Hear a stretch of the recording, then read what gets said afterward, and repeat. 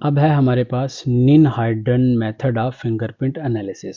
इससे पहले हम लोगों ने पाउडर मेथड पढ़ा है। अब निन हाइड्रन जो है हमारे पास एक केमिकल है। अब इस केमिकल को इस्तेमाल करके हम लोग फिंगरप्रिंट का एनालिसिस कर सकते हैं। इसके बारे में क्या बात कर सकते हैं हम लोग। Ninhydrin method is one of the most effective chemical technique for detecting latent और invisible fingerprints on porous surfaces. ये पोरस सर्फेसिस पे भी काम दे जाता है, जैसा कि स्पेशली पेपर, कार्डबोर्ड और अनट्रीटेड वुड, लकड़ी के ऊपर भी ये काम देता है। लेकिन इससे पहले जो पाउडर मेथड था उसके ये लिमिटेशन में था कि ये पेपर और कार्डबोर्ड वगैरह के ऊपर वो काम नहीं करता था, उसके ऊपर ये काम करता है। मतलब जैसा फिंगरप्रिंट होगा उसी हिसाब से हम लोग टेक्निक को यूज़ करेंगे कि कौन सा फिंगरप्रिंट मेथड हम लोगों ने इस्तेमाल करना है जिससे हमारे फिंगरप्रिंट्स जो लेटेंट हैं वो विजिबल हो जाएं। It is widely used in forensic science. ये फोरेंसिक साइंस में वो काफ़ी इस्तेमाल होता है। Because it reveals print that can not be detected using physical method like powder dusting. मतलब जो पाउडर से नहीं किए जा सकते वो निन हाइड्रन से किए जा सकते हैं। अब इसका प्रिंसिपल क्या है। निन हाइड्रन, इसका मॉलिक्यूलर फार्मूला याद करने की कोई ज़रूरत नहीं है। Reacts chemically with amino acids present in the sweat residues of fingerprints. पिछले लेक्चर में बताया था कि जब हम लोग किसी चीज़ को टच करते हैं तो हमारा स्वेट और उसके साथ साथ ऑयल जो बॉडी का होता है और अमाइनो एसिड, ये सारे वहाँ पे चिपक रहे होते हैं। स्वेट के अंदर क्या होता है, वाटर भी होता है प्लस साल्ट्स भी होते हैं, और साल्ट्स में क्लोराइड स्पेशली। तो जब आप किसी चीज़ को टच करते हैं तो ये सारी चीज़ें इंप्रेशन की शक्ल में छोड़ रहे होते हैं। तो ये जो निन हाइड्रन मेथड है वो अमाइनो एसिड्स के साथ इंटरेक्शन करके हमें डिटेक्ट करवाता है चीज़ों को, या फिंगरप्रिंट को विजिबल करवाता है। This reaction form purple blue compound. इसका एक बड़े शोख रंग का पर्पल ब्लू कंपाउंड बनता है, नोन एज रूमेंस पर्पल, और उसको रूमेन पर्पल बोला जाता है। ठीक है, एक नाम दिया गया उसको, रूमेंस पर्पल। ये एक साइंटिस्ट का नाम है, तो उन्होंने ये पहली दफ़ा ये कलर डिस्कवर किया था या आइडेंटिफाई किया था, उसको हम लोग रूमेन पर्पल बोलते हैं। ठीक है, which makes fingerprint visible. This colour reaction develop the ridge pattern clearly and permanent once formed. तो ये जो रिजेस होते हैं उनको ये विजिबल करवाता है, और एक दफ़ा अगर ये बन गया आपके पास फिंगरप्रिंट विजिबल हो गया तो ये कभी नहीं मिटेगा। अब हम लोग देखते हैं निन हाइड्रन मेथड कैसे किया जाता है और कौन कौन से मटेरियल रिक्वायर्ड है।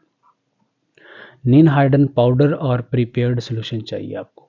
अगर निन हाइड्रन पाउडर मिल गया है तो उसका सोल्यूशन बना लेंगे, अगर बना बनाया सोल्यूशन मिल गया है तो वो वेल एंड गुड। नहीं है तो सोल्यूशन बनाने के लिए क्या करेंगे, 0.6 ग्राम निन हाइड्रन लेंगे आप, और इसको 100 ml में हल कर लेंगे, या तो एसीटोन के अंदर या एथानॉल के अंदर। मतलब आप 100 ml एथानॉल या एसीटोन लें और उसके अंदर थोड़ा सा 1 चुटकी या आधी चुटकी निन हाइड्रन की डाल दें, अगर वेइंग बैलेंस भी नहीं है। इसको आपने स्टोर कर लेना है डार्क काली बोतल के अंदर, एयर टाइट कंटेनर, मतलब उसके हवा भी ना जा सके। बिकॉज निन हाइड्रन इज लाइट सेंसिटिव। निन हाइड्रन सोल्यूशन लाइट सेंसिटिव है, लाइट की मौजूदगी में टूट जाता है, मतलब मॉलिक्यूल्स का डिस्ट्रॉय हो जाता है एंड डीकम्पोजेज इजीली। तो निन हाइड्रन के लिए क्या बात ज़रूरी है कि इसको जब आपने सोल्यूशन को बनाना है तो ये डार्क बोतल के अंदर सेव करके रखना है आपने, या स्प्रिंग बॉटल के अंदर सेव करके रखना है। तो सॉल्वेंट कौन सा होना चाहिए, या एसीटोन, एथानॉल या पेट्रोलियम ईथर। इनके अंदर निन हाइड्रन क्या है, सॉल्युबल है, तो अल्टीमेटली इनके अंदर ही सोल्यूशन बनेगा।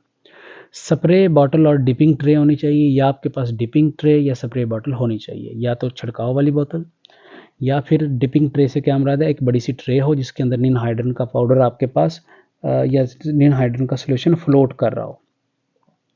जैसे एक बड़े बर्तन के अंदर, परात के अंदर आपने पानी डाला हो। ओवन और हेयर ड्रायर, या आपको ओवन चाहिए या हेयर ड्राई चाहिए हीट देने के लिए उसको। ठीक है, मतलब थोड़ी सी हीट की भी ज़रूरत है इसमें। ग्लव्स, टंग्स, प्रोटेक्टिव गॉगल्स, ये भी चीज़ें चाहिए। कैमरा फॉर फोटोग्राफ, ये चीज़ें चाहिए। अब हम लोग करते कैसे हैं इसको, this is the main thing to understand. सबसे पहले तो देख लें कि ये आपको रूमेन पर्पल कलर नज़र आ रहा है। इसका कलर का नाम क्या है, रूमेन, ये एमसीक्यूज में पूछा जाता है, रूमांस पर्पल कलर। अगर ये ना तो प्योरली पर्पल है और ना ये ब्लू है, ये कोई बीच की शेड है इसकी, तो इसलिए इसको ल्यूमेंस पर्पल कलर बोला जाता है। प्रोसीजर कैसे करते हैं हम इसका? collection of item, handle the evidence carefully using gloves or tweezers to avoid contamination। आपने जो सैंपल है या एविडेंस है उसको अच्छे से हैंडल करना है। जनरली आपको मैंने पहले बताया कि ये जो बुक्स वगैरह होती हैं उनके ऊपर किसके हाथ लगे हुए हैं, या नोट वगैरह होते हैं उनके ऊपर किन के हाथ लगे हैं वो पता चलाया जाता है। ठीक है, तो आपने कंटेमिनेशन से बचना है, मतलब ग्लव्स वगैरह पहनने हैं, फोर्सेप का इस्तेमाल करना है ताकि आप लोग मैक्सिमम अच्छे रिजल्ट ले सकें। एप्लीकेशन ऑफ निनहाइड्रन, आपने क्या करना होता है कि निनहाइड्रन का स्प्रे करना होता है सरफेस के ऊपर, और dip the paper briefly in the solution, allow excess solvent to evaporate. सीधी सी बात है कि फॉर एग्जांपल ये आपको नज़र नहीं आ रहे, आपने इसके ऊपर निनहाइड्रन का सॉल्यूशन स्प्रे कर देना है। जब आप निनहाइड्रन का सॉल्यूशन स्प्रे कर देंगे तो एक रिएक्शन होगा। रिएक्शन कौन सा होगा? अमाइनो एसिड बॉडी से जो छूटे हुए हैं वो निनहाइड्रन जब उसके साथ रिएक्शन करेगा तो ड्यूम एंड पर्पल कलर आपको नज़र आना चालू हो जाएगा। अगर डायरेक्ट नज़र आ जाए गर्मियों में तो ये सीधा ही नज़र आ जाता है, अगर सर्दियाँ हैं तो हीट देनी पड़ेगी ताकि रिएक्शन तो हो ना, ये रिएक्शन हीट की मौजूदगी में होता है। तो फिर आपने एयर ड्राई होने देना है, 80 से 100 डिग्री सी तक हीट देनी है, 10 से 15 मिनट वेट करना है, तब ये आपके पास कलर विजिबल होना चालू हो जाएगा।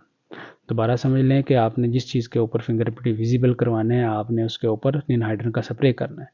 निनहाइड्रन का स्प्रे करना है, थोड़ी सी हीट देनी है तो ये विजिबल हो जाएंगे। Development of colour, fingerprint ridges appear purple और blue violet impression called as Ruhemann's purple, Ruhemann purple बन के आएगा। Finally the prints can take from a few hours to 24 hours to fully develop, 20 से ये हमें कुछ घंटों से एक एक दिन भी लग जाता है ये अपीयर होने में, क्योंकि reaction very slow, it takes time and heat to get in forward direction और to proceed in forward direction depending upon humidity and temperature. ठीक है, visualisation and photography, once visible photograph the printed immediately under proper lighting conditions. या तो आप अच्छी light से इसको देखें या फिर आप इसको मतलब अच्छे रेजोल्यूशन वाले कैमरे से देख लें। अगर नहीं नज़र आ रहा तो यूवी लैंप वगैरह के नीचे ले जाएं, तब आपको ये नज़र आ जाएगा अच्छे से। फिर उसको सेव कर लें, जैसा कि ये पिक्चर मैंने लगाई है आपके सामने, तो ये भी तो सेव की हुई है। जो मेन रिएक्शन है समझने वाला वो ये है। तो हमारे पास ये अमाइनो एसिड का फार्मूला है। मान लिया हमारी बॉडी से कोई अमाइनो एसिड रिलीज़ हुआ है या कुछ रिलीज़ हुए हैं, जनरल फार्मूला तो यही रहेगा। जब ये निनहाइड्रन के कांटेक्ट में आएंगे तो अल्टीमेटली इन दोनों का रिएक्शन होगा। जब ये रिएक्शन होगा तो ये जो अमाइनो एसिड है ये ब्रेक डाउन हो जाएगा। ब्रेक डाउन किस किस में होगा? कार्बन डाइऑक्साइड में, फॉर्मल्डिहाइड में और अमोनिया रिलीज होगा, और हमारे पास रिड्यूस्ड निनहाइड्रन मिलेगा। ये क्या है? रिड्यूस्ड निनहाइड्रन, मतलब एक जो ऑक्सीजन है यहाँ से वो निकल चुका है, इसका क्या हुआ है? रिडक्शन। तो इसका क्या होगा? ऑक्सीडेशन, रिडॉक्सीडेशन है ये। इसका अमाइनो एसिड का ऑक्सीडेशन क्या क्या बना है? फॉर्मल्डिहाइड, कार्बन डाइऑक्साइड और हमारे पास अमोनिया। तो अब ये जो ऑक्सीजन है वो किसने लिया है? अल्टीमेटली इसका अमाइनो एसिड ने लिया है। अब यहाँ पे अमाइनो एसिड का काम खत्म हो गया, अब रिड्यूस्ड निनहाइड्रन बन गया होगा। जब रिड्यूस्ड निनहाइड्रन बन गया होगा तो तब अमोनिया के प्रेजेंस में, जो अमोनिया यहाँ से रिलीज हुई है, तो इसकी प्रेजेंस में यहाँ पे कंडेंसेशन होता है। ये यहाँ पे इतने हिस्से में कंडेंसेशन होता है। कैसे होता है, क्यों होता है, इससे कोई लेना देना नहीं है, बस ये देखना है कि ये दोनों मिल जाएंगे। अब ये जो रिड्यूस्ड निनहाइड्रन जो यहाँ पे बना था उसका एक मॉलिक्यूल अमोनिया की मौजूदगी में जो एक निनहाइड्रन का दूसरा मॉलिक्यूल है, उन दोनों के साथ उसके साथ ये दोनों क्या करेंगे? कंडेंसेशन करेंगे और ये एक कम्प्लेक्स बना देंगे जो कि कहलाएगा वायलेट ब्लू कंडेंसेशन प्रोडक्ट या र्यूमैन पर्पल। र्यूमैन पर्पल, और इसका अपना कलर क्या है? पर्पल। तो 3 वाटर के मॉलिक्यूल रिलीज हो जाएंगे। तो अब आप देखें कि अमाइनो एसिड की मौजूदगी में निनहाइड्रन रिड्यूस हुआ पहले। अगर अमाइनो एसिड ना होता तो रिड्यूस निनहाइड्रन ना बनता, तो रिएक्शन का कलर अपीयर ना होता। तो जहाँ जहाँ पे अमाइनो एसिड होंगे वहाँ वहाँ पे क्या होगा, र्यूमन पर्पल कलर बनेगा। तो जहाँ पे र्यूमन पर्पल कलर बनेगा तो वही फिंगरप्रिंट होगा। जैसे आप देखें ये जो आपको पिंक लाइनें नज़र आ रही हैं, ये पिंक कलर, ये किस वजह से बना है, ये यहाँ पे अमाइनो एसिड का प्रिंट रहा होगा। तो अब ये नज़र आ गया, पिक्चर ले लिया हमने। So this is about ninhydrin method. आगे हम इसकी एप्लीकेशंस देखें, अगर एडवांटेज एंड एप्लीकेशंस, तो एडवांटेज में क्या है, इट इज़ वेरी सेंसिटिव, ये बहुत ज़्यादा हसास है। कैन डिटेक्ट ओल्ड और फेंट फिंगरप्रिंट, ये बहुत पुराने फिंगरप्रिंट को या ऐसे फिंगरप्रिंट जो लगभग ख़त्म होने के पास हों उनको भी डिटेक्ट कर लेता है। ये permanent and high contrast rich detail देता है। ये हमें मतलब अच्छी रेजोल्यूशन वाले और परमानेंट वाले फिंगरप्रिंट्स देता है, मतलब कभी ना मिटने वाले। Can be used for on paper और documents where powder method fail, जहाँ पे पाउडर मेथड फेल हो जाता है वहाँ पे ये काम देता है। मतलब किसी डॉक्यूमेंट के ऊपर, नोट के ऊपर या किसी बुक के ऊपर अगर आप चाहते हैं कि देखें किसके हाथ लगे हुए हैं, तो अल्टीमेटली वो आप इससे देख सकते हैं। सिंपल, इनएक्सपेंसिव एंड रिलायबल, ये इनएक्सपेंसिव है, सादा है और अच्छा मेथड है। लिमिटेशंस क्या हैं, not suitable for non porous surface, metal, glass, plastic के ऊपर ये काम नहीं करता, वहाँ पे पाउडर मेथड काम करता है। Heat and moisture are required to develop the reaction properly, heat और मॉइस्चर होने चाहिए, अगर ये नहीं देंगे तो फिर सही डेवलपमेंट नहीं होगा। इट कैन डैमेज और discolour document if over applied, अगर आप स्प्रे करते जा रहे हैं और एक्सेस में कर दिया है तो फिर ये ख़राब हो जाएगा। Once developed print can not be treated again with other reagents for the same surface, एक दफ़ा डेवलप हो गए तो फिर आप इसको इसी तरीके से रहने देंगे और ये हमेशा रहेगा इसी तरीके से, कोई और टेस्ट नहीं किया जा सकता यहाँ पे लगे केमिकल्स के साथ।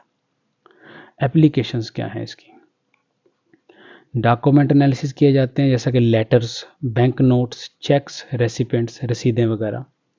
Crime scene investigation involving paper evidence, verification of forged और अल्टर डॉक्यूमेंट्स, ठीक है। फॉर्ज डॉक्यूमेंट से क्या मतलब जो फेक बने होते हैं, जाहिर सी बात है फेक के ऊपर हाथ तो लगे होंगे, जब वो प्रिंटर से निकला होगा किसी ने पकड़ा होगा उसको अनइंटेंशनली, वो उसके प्रिंट आ गए होंगे ऊपर। Postal investigation for fingerprints on the envelopes और स्टैम्प्स, तो पोस्टल इन्वेस्टिगेशंस भी की जाती हैं। जनरली ये जो पोस्टल इन्वेस्टिगेशंस हैं ये जो बड़े बड़े ऑफिस होते हैं जस्ट लाइक प्रेसिडेंट ऑफिस और ये वो, उससे पहले की जाती हैं। एक बार क्या हुआ था, एक इंटरेस्टिंग वाक़या कि अमेरिका का जो सदर है उसके पास किसी ने ख़त भेजा और उस ख़त के अंदर उसने कोई ऐसा पॉइज़न डाला हुआ था जो कि इनहेल हो सकता था सांस लेने से। ज़ाहिर सी बात है जिस बंदे ने लेटर खोल के पढ़ना है, अगर उसके ऊपर पाउडर लगा हुआ है तो वो सांस में चला जाए तो वो डेथ हो सकती है उसकी। तो वो जब प्रेसिडेंट ऑफिस में मतलब ख़त जाना था उससे पहले स्कैन किया गया या खोल के देखा गया तो उसके ऊपर वो पॉइज़न पाया गया। फिर उसको पकड़ा कैसे गया बंदे को, इस पूरे एनवेलप का फिंगरप्रिंट एनालिसिस किया गया, इसके ऊपर देखा गया कि किस किस की उंगलियों के निशान हैं, जिसकी उंगलियों के निशान थे उनका डेटाबेस में चेक किया गया तो पता चल गया कि फ़लाँ बंदे ने ये डिस्पैच किया था। So this is about ninhydrin method of fingerprint analysis. Interesting method है, इसमें ये रिएक्शन अगर आपसे नहीं हो रहा तो नो इशू, ये तो मैंने वैसे डाल दिया समझाने के लिए, ये इक्वेशन तो याद हो ही जाएगी, this is more than enough. Next हम लोग सिल्वर नाइट्रेट मेथड पढ़ेंगे। Thank you.